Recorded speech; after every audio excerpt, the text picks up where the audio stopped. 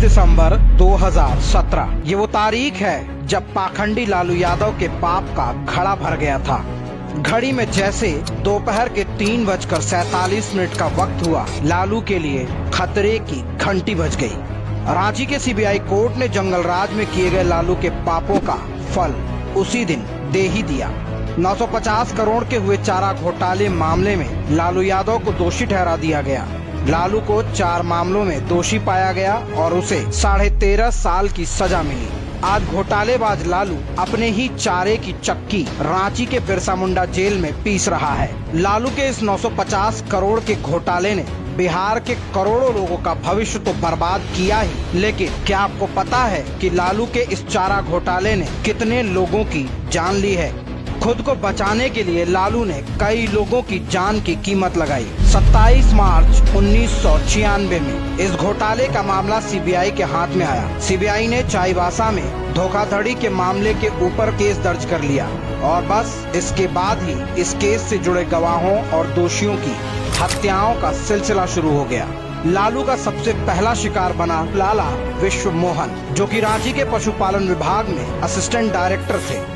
19 नवंबर 1996 को एक ट्रक से टक्कर मरवाकर उसकी हत्या करवा दी गई। वैसे तो लाला इस मामले में दोषी थे, लेकिन उनका साफ कहना था इस मामले में फंसाया जा रहा है। उनकी मौत के बाद सीबीआई ने ये भी बयान दिया था कि वो इस केस के गवाह बनने के लिए तैयार थे। आपको बता दें कि गवाहों और दोषियों के खिलाफ ये लालू की पहली साजिश नहीं थी। लाल विश्व मोहन की मौत के 2 महीने पहले भी चारा घोटाले के कुछ दोषियों पर गुंडों द्वारा गोलियां बरसाई गई थी, लेकिन उस हमले में सभी बाल बाल बच गए थे।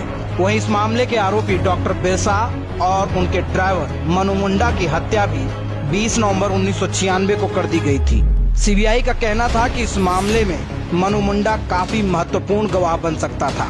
इन हत्याओं के मामले के बाद चारा घोटाले से जुड़े लोगों की जान जाना एक आम बात हो गई थी। 26 दिसंबर 1996 को पशुपालन विभाग के एक कर्मचारी जयंत तिवारी को एक ट्रक से कुचलकर मरवा दिया गया था। 7 मई 1997 को हरीश खंडेलवाल, जो कि एक सप्लायर थे, उनकी सरकटी लाश धनबाद के रेलवे पटरी के किनारे पड़ी मिली थी। 15 मई 1997 को ट्रक हादसे में गवाह डॉक्टर राम राज सिंह की मौत हुई। वहीं जून 1998 को विवेकानंद शर्मा, जिन्होंने इस पूरे मामले की पिटीशन दाखिल की थी, उनकी सरेआम गोली मारकर हत्या कर दी गई थी। हत्याओं का ये सिलसिला यही नहीं रुका। 4 जुलाई 1998 को उमा शंकर प्रसाद की ट्रक हादसे में मौत हो गई। लालू राज में हुए इस सभी हत्याओं को बिहार पुलिस ने जानबूझकर गंभीरता से नहीं लिया और हत्याओं के सभी मामलों को दबा दिया, क्योंकि इन सभी हत्याओं के तार लालू प्रसाद यादव से जुड़े थे। अगर ये गवाही देते तो लालू के लिए मुश्किल खड़ी हो सकती थी। शायद यही वजह है कि आज ये सब इस दुनिया में नहीं है। कहते हैं ना, ऊपर वाला सब देखता है। लालू को अपने बुरे कर्मों का फल मिल गया है। अरबों रुपए की संपत्ति वाला लालू अब जेल की चक्की का आटा खाने को मजबूर है, लेकिन अब भी उसका घमंड खत्म नहीं हुआ है।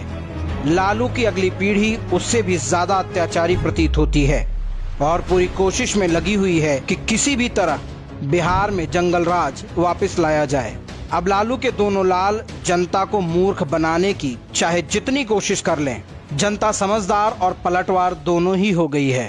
हम दोषी हैं, हम भ्रष्टाचारी हैं।